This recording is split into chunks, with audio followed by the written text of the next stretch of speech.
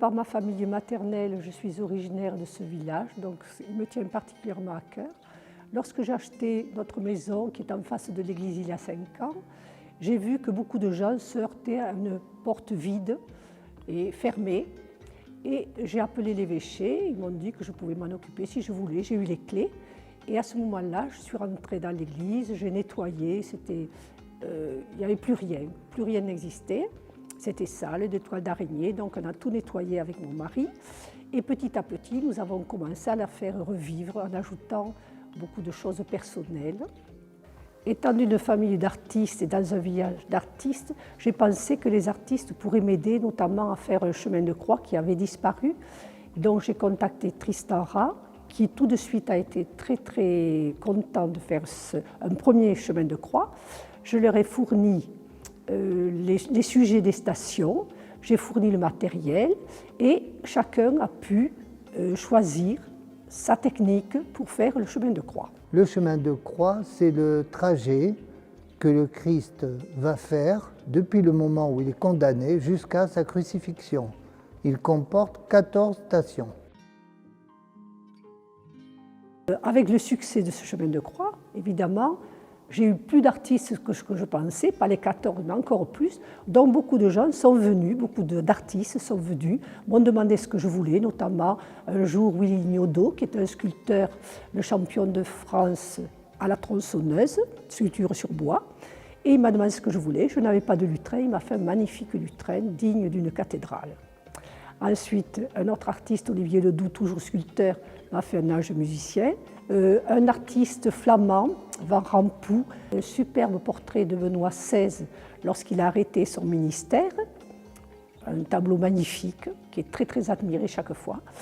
Et une autre artiste qui est sculpteur m'a fait une petite Vierge.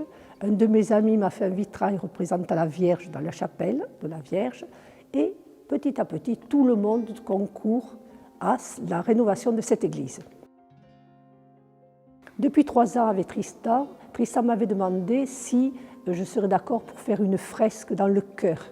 Il m'avait dit, mais par contre, l'échafaudage est très cher.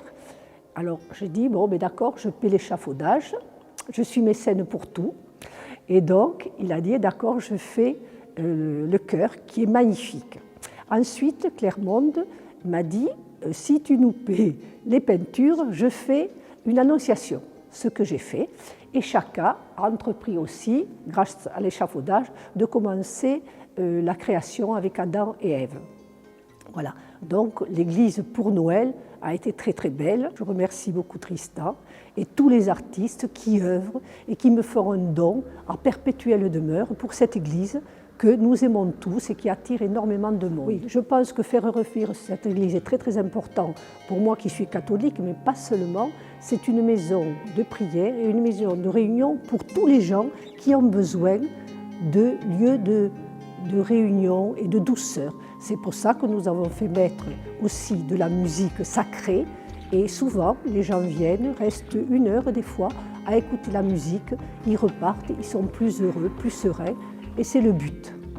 Mes projets, c'est surtout la restauration des vitraux, parce qu'il y a 3 vitraux qui sont ouverts aux 4 vents, et vraiment, ça fait de la peine. Donc j'ai fait plusieurs devis, et j'attends des mécènes qui peuvent m'aider ou des subventions pour réaliser ces vitraux. Et après, bien sûr, on continue pour l'église d'entretenir, qu'elle soit de plus en plus belle. Voilà. Je dois remercier aussi mon évêque, Jean-Marc Echenne, et mon curé, Jean-Marcel Jordana, qui m'ont toujours soutenu et qui m'ont fait confiance. C'est pour ça que j'ai pu faire ce que je voulais. Et là, vraiment, je suis très contente parce que ça ne se passe pas dans beaucoup de diocèses. Et ils me soutiennent toujours.